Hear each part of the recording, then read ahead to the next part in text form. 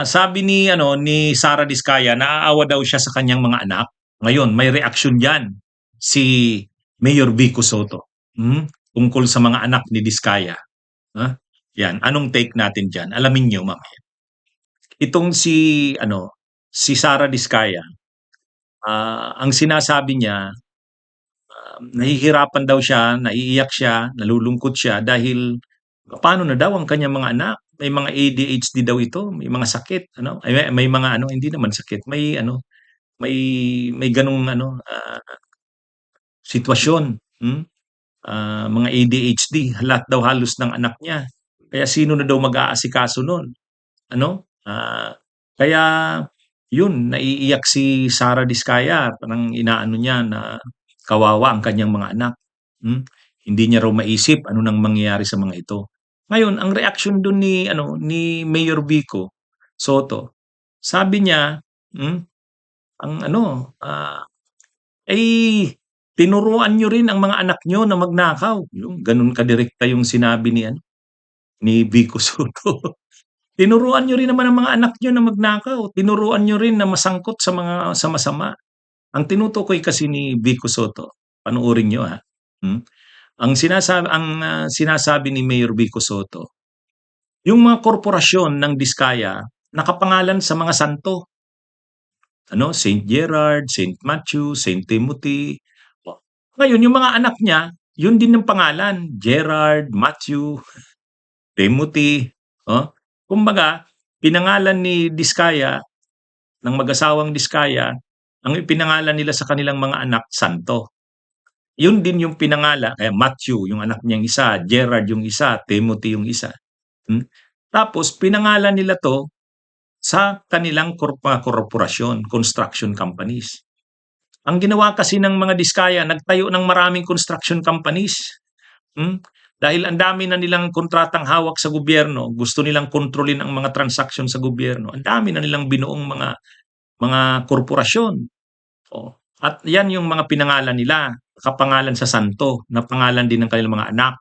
Saint Timothy, Saint Gerard, Saint Matthew. Pero itong mga korporasyon na to na ginawa nila, yung anak niya na 18 years old, pinangalan yung Saint Matthew, halimbawa, construction company, corporation.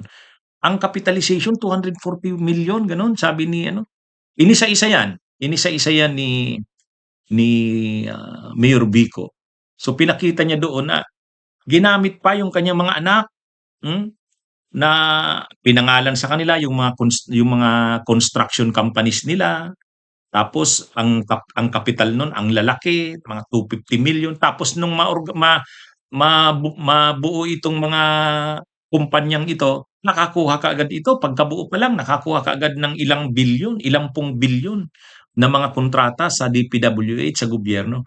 Siyempre, pipirma dun yung mga anak nila. Kasi siyempre sa kanila nakapangalan, kahit 18 years old pa lang. Yun yung sinasabi ni Mayor Vico na anak nyo yan, tinuruan nyo kaagad na ma-involve sa mga ganyang transaksyon ng mga illegal, magnakaw. Tapos ngayon sasabihin nyo naaawa kayo.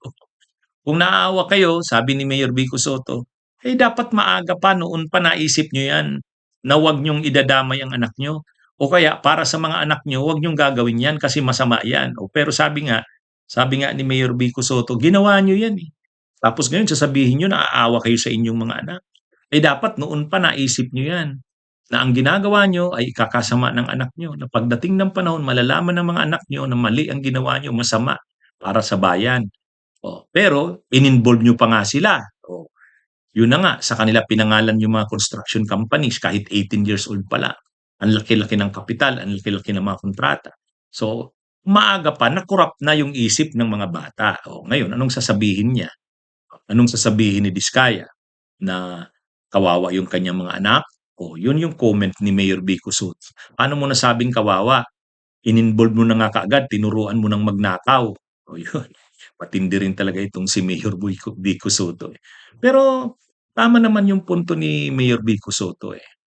Ang naranasan ng kanyang mga anak, mga transaksyon na kahit sila, ang hirap nilang ipaliwanag. Imaginin mo, 18 years old ka, nagtayo ng corporation yung magulang mo, pinangalan sa'yo, ang kapital ay ano, 250 million, tapos ang mga transactions na hawak kung ilan-ilang bilyon. Ah, o siyempre nasira yung mga values ng kanyang mga anak. O tapos ngayon bigla parang, sasabihin ni Diskaya nakakaawa yung kanyang mga anak, hmm. Tama naman si ano, tama si Mayor Vico Soto. Kung nakakaawa ka, eh, di dapat noon pa, noon pa naawa ka, hindi mo dinamay ang mga anak niyo. Kaya lang in-involve talaga ni Sara Diskaya. Kaya sabi ni ano, sabi ni Vico Soto, ni Mayor Vico, eh, hindi, plastic 'yang sinasabi mong naawa ka sa iyong mga anak. Tinuruan mo pa nga silang magnakaw. Yun, matindi ano. Bunyog, bunyog, halikan na kasama ka. Bunyog, kapag buklod ay may pag-asa. Luzon, Visayas, Mindanao, isa ang pananaw. Sa bagong Pilipinas ang bunyog isisigaw. Bunyog.